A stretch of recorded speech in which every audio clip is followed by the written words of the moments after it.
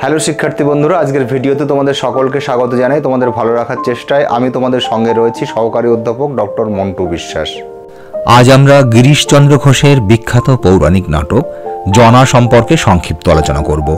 তোমরা যারা বিভিন্ন বিশ্ববিদ্যালয়ের অধীনে বাংলা মেজর কোর্স বা অনার্স নিয়ে পড়াশোনা করছো, কিংবা এমডিসি বা জেনারেল কোর্সে বাংলা রেখেছো, অথবা মাইনর পেপার হিসেবে বাংলা পড়ছো, তোমাদের পরীক্ষার সময় 5 নম্বর প্রশ্নের উত্তর দেওয়ার জন্য এই ধরনের আলোচনাগুলি কাজে লাগবে।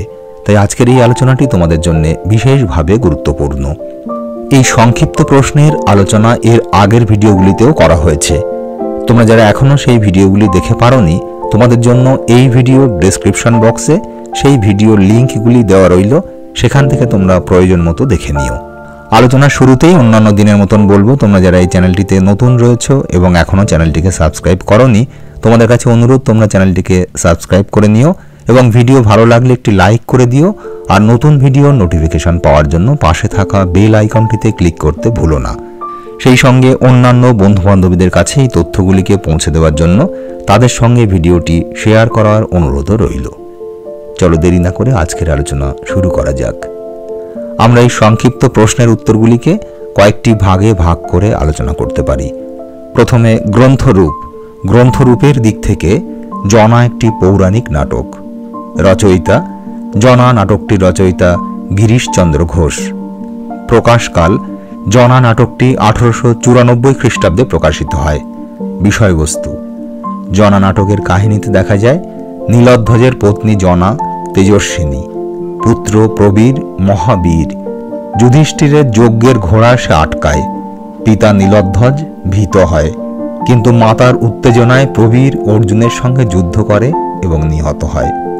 জনা গঙ্গা ভক্ত রমণী। সে পুত্রের মৃত্যুর প্রতিশোধ নেওয়ার চেষ্টা করে, কিন্তু কৃষ্ণ তা ব্যর্থ করে দেয়। পাগলিনী জনা গঙ্গা গর্ভে প্রাণ দেয়।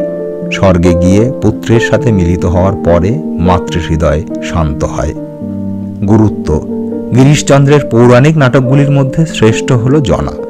গঙ্গা ভক্তি, মাতৃভক্তি এবং সর্বোপরি কৃষ্ণ ভক্তির উচ্ছ্বাসে এই নাটকের কাহিনী কিছুটা তরল হয়ে পড়লেও ভক্তিরসের ধারা পৌরাণিক নাটক হিসাবে জনাকে সার্থক করে তুলেছে। বিদূষক চরিত্রের কথায় লঘু দীপ্তির সাথে তাৎপর্যময় গভীর তত্ত্বের প্রকাশ, জনার তেজস্বিতা, প্রবীরের বীরত্ব চরিত্র সৃষ্টিতে নাট্যকারের বিশেষ কৃতিত্বকে চিনিয়ে দেয়। পৌরাণিক বিষয় নিয়ে এই সার্থক নাট্য রূপায়ণ ধর্মপ্রাণ বাঙালির হৃদয়ে নাটকটিকে স্মরণীয় করে রেখেছে। আমরা আমাদের আজকের আলোচনাকে এখানেই শেষ করছি।